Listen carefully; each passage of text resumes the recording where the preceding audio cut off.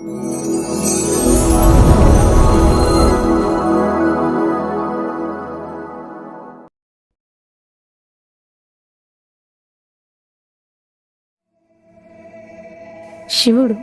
పులి చర్మం కట్టుకునే ఓ సన్యాసి, ఒళ్ళంతా బూడిద పూసుకుని భయంకరంగా కనిపించే దిమ్మరి. దయ్యాలతో స్నేహం చేస్తాడు, శ్మశానాల్లో నివసిస్తాడు, విపరీతంగా బొంగు తాగుతాడు. వీటిలో ఏ ఒక్కటి కూడా మనుషులకి నచ్చని విషయాలు. కానీ జనాలకు శివుడంటే ఎందుకంత భక్తి? ఓం నమ శివాయనకు ఎందుకంత శక్తి? మనకెంతోమంది దేవుళ్ళున్నా శివుడు అత్యంత శక్తివంతమైన దేవుడిగా ఎలా అయ్యాడు?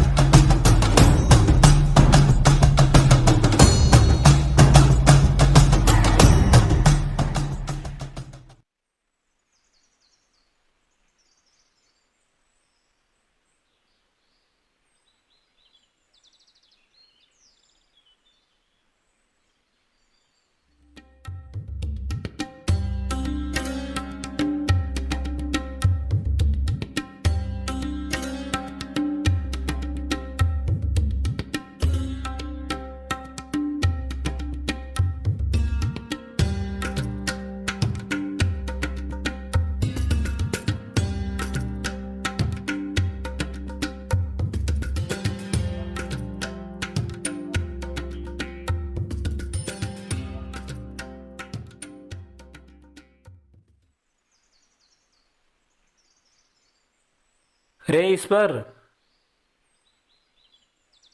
రా వెళ్దాం. అయిందా? ఆ, వస్తా. నాకు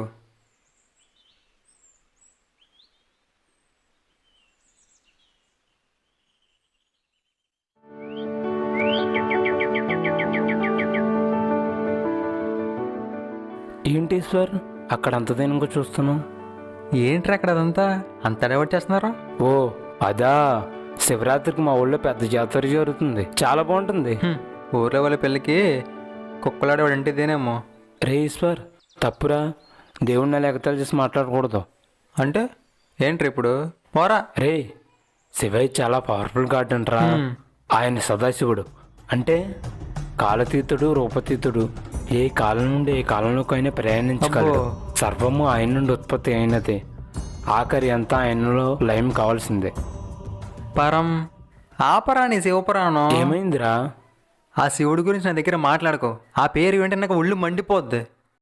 ఈశ్వర్, శివయ్య అంటే ఎందుకంత కోపం? పరం, మా నాన్న శివయ్య పూజారి. ఎప్పుడు ఆ గుడిలోనే ఎక్కువ ఉండేవారు. రోజు మొత్తంలో మాతో కన్నా ఆ శివయ్యతోనే సమయం ఎక్కువ గడిపేవారు. నా 10వ ఏటనే మా నాన్న చనిపోయారు. ఇకపోతే మా అమ్మ. మా నాన్న చనిపోయిన దగ్గర నుంచి మా నాన్న బాధ్యతలన్నీ మా అమ్మే తీసుకుంది. ఆ గుడికి సేవలు చేస్తూనే ఉంది. నాకు 12 ఏళ్ళు వచ్చాయి. మా అమ్మ కూడా చనిపోయింది.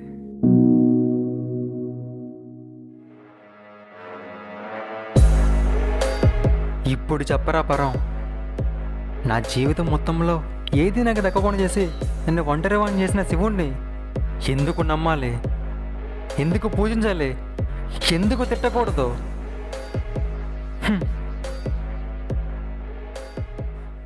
నీ ఆవేదనలో అర్థముంది ఈశ్వర్, కానీ ఒక రాతని ఇప్పుడు మనం మార్చలేం. ఏంట్రా నువ్వు ఇంత చెప్పినా కూడా రాతపేత అనుకుంటూ? నీకు దండం బాబు, ఉండు వెళ్తున్నా. చా ఈశ్వర్, ఈశ్వర్ ఆగు.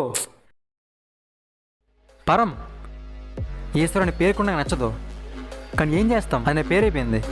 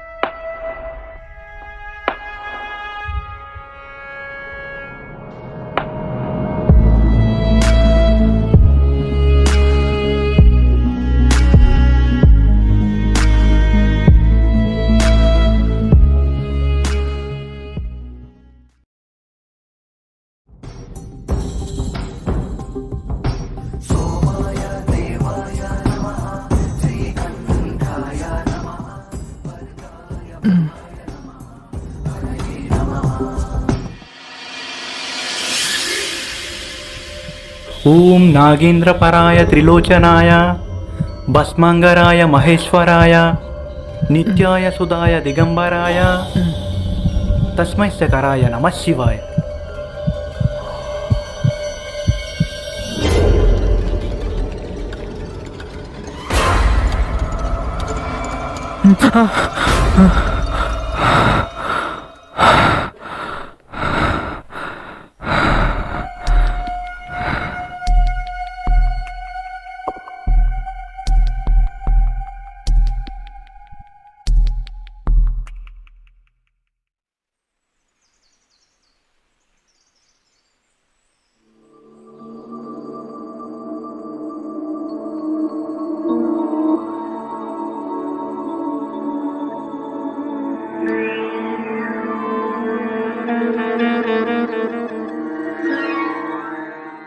ఏమైంది ఈశ్వర్, అలా ఉన్నావు? పరం, శివుడు కానీ శివలింగం కానీ కళ్ళ ఎప్పుడైనా కనిపించాయి నీకు? శివుడు కళ్ళ అయితే ఇప్పుడు కనిపించలేదు, కానీ కష్టాలు ఉన్నప్పుడు మాత్రం కనిపించాడురా. మా నాన్న చావు బతుకుల మీద ఉన్నప్పుడు అందరూ చనిపోతారని అన్నారు, కానీ మా అమ్మ మాత్రం శివయ్యని ప్రార్థించింది. ఇప్పుడు మా నాన్న మా మధ్య ఉన్నాడు. నేను అడిగాను చూడు, నా చెప్పుదే నేను కొట్టుకోవాలి. సామి దండవరా నీకు. వేరే ఒకళ్ళు అడిగి చూస్తా. బాయ్.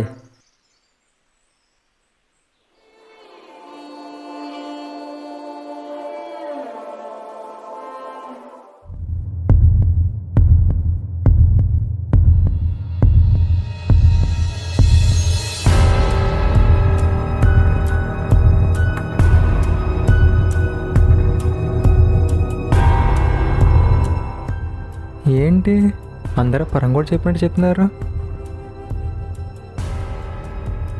సర్లే, మళ్ళీ కళ రాకుండా ఉంటే చాలు.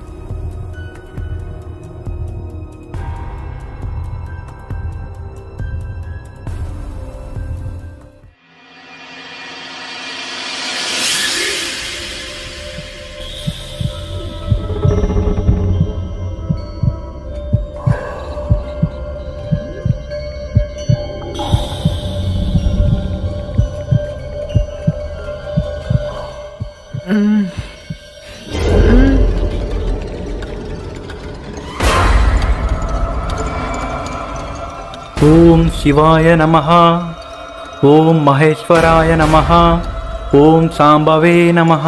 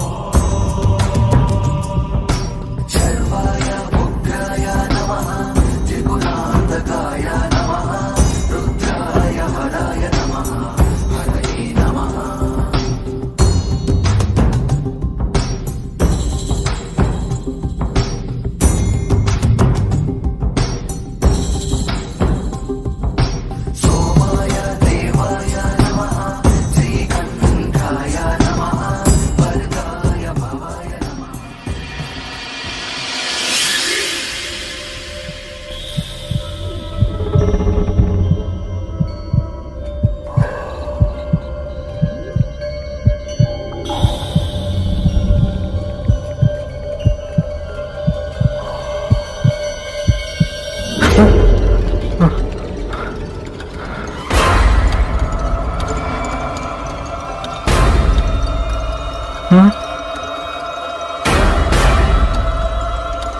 ఆ?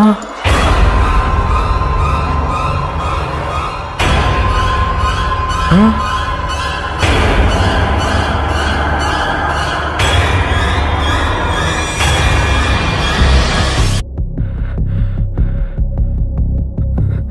హే పెద్దనా, ఏం చేస్తున్నావు ఇక్కడ? శివుడి పాటలు పాడుకొని బొంగు తగ్గుతున్నావు. నీ కళ్ళ ముందు ఒకటి శివలింగాన్ని తన్నుతూ అపవిత్రం చేస్తూ ఉంటే చూస్తూ ఊరుకుంటావా? ఆపచ్చు కదా. ఏంటి, నువ్వెందుకు వచ్చావు ఇక్కడికి? నువ్వెళ్ళి ఆపొచ్చు కదా. అదే అదే అదే అంటే నేను ఆపలేనుకోండి. వెళ్ళు నాయనా, వెళ్ళు. నేను ఆపుతాను చూడు. నేను ఆపుతాను, ఆపుతాను.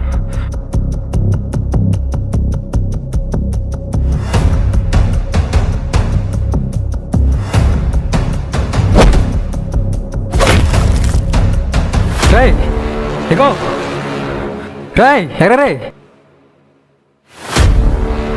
నీకు ఉంది రోజు ఎగ్గో.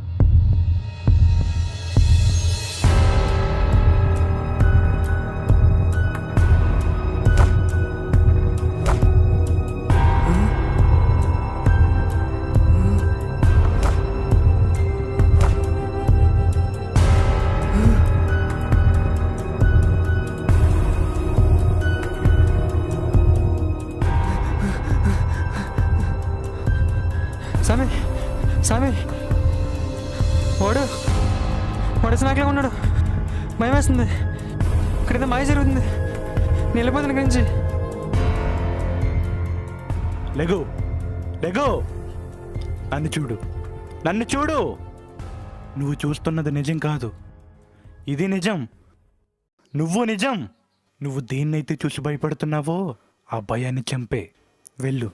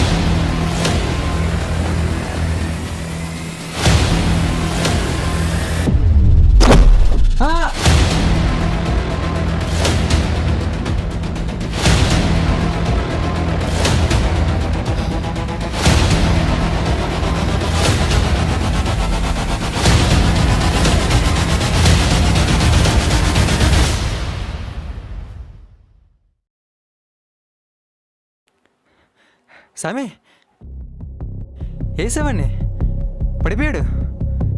శివయ్య నన్ను నుంచి కాపాడేసాను. ఇదిగో తెస్తాను. ఓ, శివయ్య అంటే అంత ఇష్టమా నీకు? ఆయన కోసం ఒక నేలమట్టం చేసేసావు. లేదు, ఇష్టం లేదు. శివయ్య నాకు ఇష్టం లేదు. లేదు, శివయ్య అంటే నాకు ఇష్టం లేదు. ఇష్టమే. నీకు శివయ్య అంటే చిన్నప్పటి నుండి ఇష్టమే. నువ్వు భయపడుతున్నావు. ఎందుకో తెలుసా? నీ తల్లిదండ్రులు ఆ శివయ్యనే సర్వముగా భావించారు. నిత్యం శివకర్మలో బ్రతికారు. అలాంటి వారిని ఆ శివయ్య తీసుకుపోయడం నుండి దూరం చేశారు అని నువ్వు గట్టిగా నమ్ముతున్నావు. నేను కూడా ఆ శివయ్యని పూజిస్తే నా చెల్లిని దూరం చేసేస్తాడని అనేదే నీ భయం. నీ భయాన్ని ఇప్పుడే చంపేశావు. చూస్తున్నావు కదా. ఏంటి సమ్మె, ఇవన్నీ తెలుసు? ఎవరు నువ్వు? నేనెవరినో నీకు ముందు ముందు తెలుస్తుందిలే. అయినా నువ్వు ముందొకటి గుర్తుపెట్టుకో, మంచి వాళ్ళని ఆ దేవుడు తీసుకుపోతున్నాడంటే వాళ్ళ శివయ్యకి ఇష్టమైన వాళ్ళని కాదు, వాళ్ళు ఇక్కడ ఉండటానికి అర్హత లేదని కాదు, వాళ్ళ మరణానికి అర్థం ఉంది. అదంతా శివయ్య స్మరణలో జరుగుతుంది. ఓ, ఇవన్నీ చెప్తున్నారు మీరు. మీ శివయ్య నన్ను ఒంటరివాణ్ణి చేశాడే, అది కూడా చెప్పండి. ఏంటి, ఆ శివయ్య నిన్ను ఒంటరివాణ్ణి చేశాడా? ఎందుకు నవ్వుతున్నావు స్వామి? నేను చెప్పేది నిజం కాదేంటి? ఏంటి, రోజు ఆయనతోనే ఉంటూ ఆయనతోనే తిరుగుతూ నీ బాధలు పంచుకుంటూ నీ ఆనందాన్ని పంచుకుంటూ ఆయన సలహాలు వింటూ ఆయన అన్నేసి మాట్లాడినావు, ఆయనను వెంటేసుకొని తిరుగుతున్నావే. మరి నువ్వేమో ఆ శివయ్య నిన్ను ఒంటరివాడిని చేశాడంటున్నావా? ఏంటి స్వామి, ఏం మాట్లాడుతున్నావు? నేనెవరితో ఉంటున్నాను? నేనెవరు తిరుగుతున్నాను? కొంచెం అర్థమయ్యేది చెప్పు. చెప్తా. ముందు నేను అడిగిన దానికి సమాధానం చెప్పు. నీకు ఇష్టమైన నీ స్నేహితుని పేరు చెప్పు. పరం. మరి నీ పేరు? ఈశ్వర్. ఇప్పటికైనా అర్థం కాలేదే నాయనా? పరం ఈశ్వర్, పరం ఈశ్వర్, పరమేశ్వర్, పరమేశ్వరుడు అంటే శివయ్య నాతో ఉన్నది. ఎలా నమ్మాలి స్వామి చెప్పు. నమ్మకం కావాలి నీకు. సరే, మీ కలయిక ఎలా మొదలైంది? ఒక యాక్సిడెంట్లో.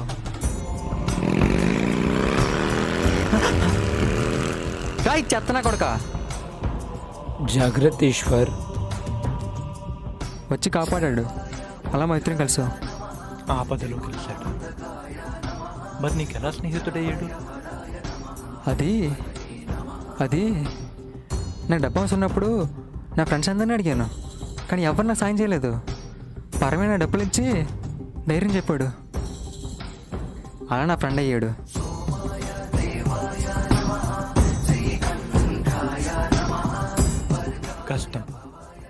కష్టాల్లో ఉన్నప్పుడు ఆదుకున్నాడు.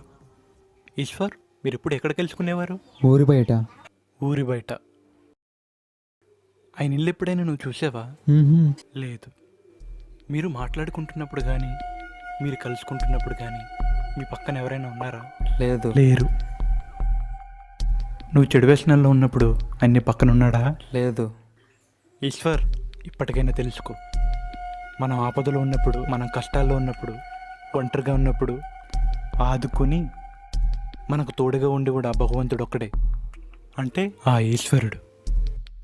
పిలు, నీ శివయ్యను పిలు. నీ వెంటే ఉన్నా, నీ పక్కనే ఉన్న నీ శివయ్యను పిలు. ఇక్కడే ఉన్నాడు శివయ్య. పరం.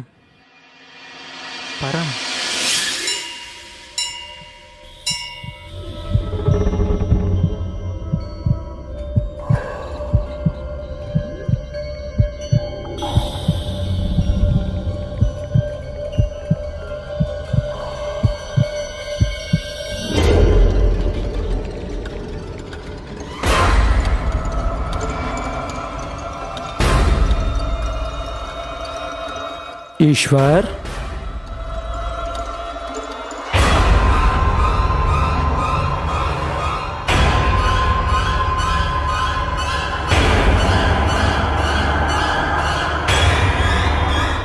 ఈశ్వర్,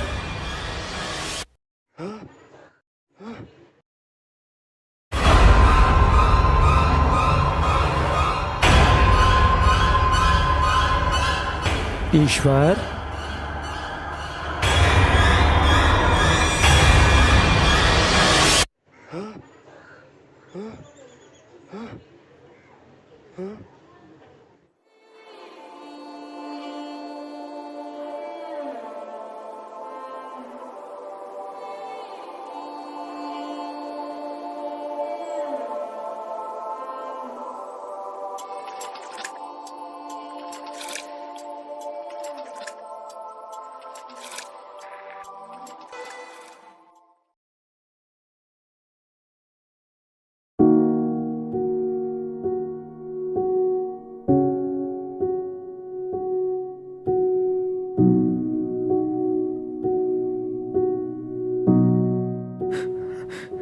శివయ్య,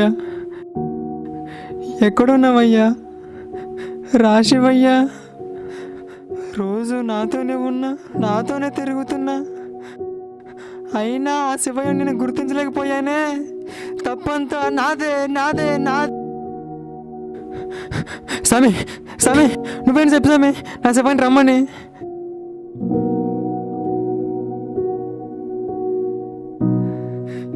ఏమనుకోండి స్వామి, నీతో ఈ చిన్న జ్ఞాపకాన్ని ఏ తపస్సు చేసినా దొరకని రాక నీ స్నేహంతో నాకు ఇచ్చావు. కడదాకా నీ స్నేహాన్ని నాకు ఇవ్వలేవా స్వామి? శివయ్య, స్వామి, స్వామి, నా శివయ్యని రమ్మను స్వామి, స్వామి, రమ్మను స్వామి.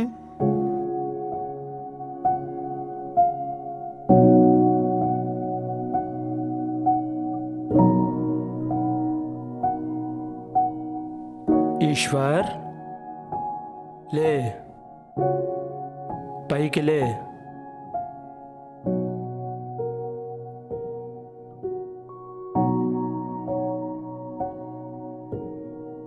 అనాథనని, అమ్మ లేదని రోధించుకో. తాను చేసిన గాయాలను తానే మాన్పేస్తుంది కాలం. తను సృష్టించిన సమస్యలను తానే పరిష్కరిస్తుంది కాలం. ఆ కాలాన్ని తప్పిన ప్రేమకు ఇక దేవుడే దిక్కు. ఈశ్వర్, నీ శివయ్య నీతో ఎప్పుడూ తోడుగా ఉంటాడు. ఆపదలను ఎదిరించు, విజయాలను సాధించు. ఆయుష్మాన్ భవ.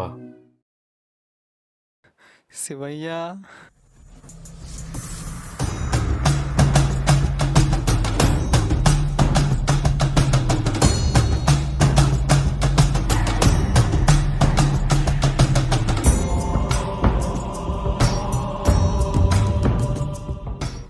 దిక్కులేని వాళ్లకు దేవుడి దిక్కంటారు.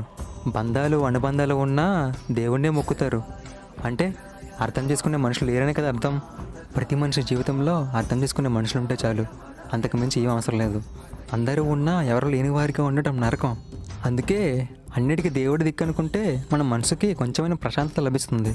నాకు సంబంధించిన వరకు శివయ్య దేవుడు మాత్రమే కాదు, నా సర్వం. నా ప్రతి బాధలోనూ, సంతోషంలోనూ, భయంలోనూ నా వెంటే ఉండి నన్ను నడిపిస్తున్న నా ధైర్యం. దేవుడిని అవసరం కోసం మొక్కుతే విగ్రహంలా కనిపిస్తాడు. అదే మనస్ఫూర్తిగా మనసుతో మొక్కు చూడండి, మన మనిషిలా పక్కనే ఉండి నడిపించే దైవంలా కనిపిస్తాడు ఆ శివయ్య. హర హర మహాదేవ, శంభో శంకర్, ఓం నమ శివాయ.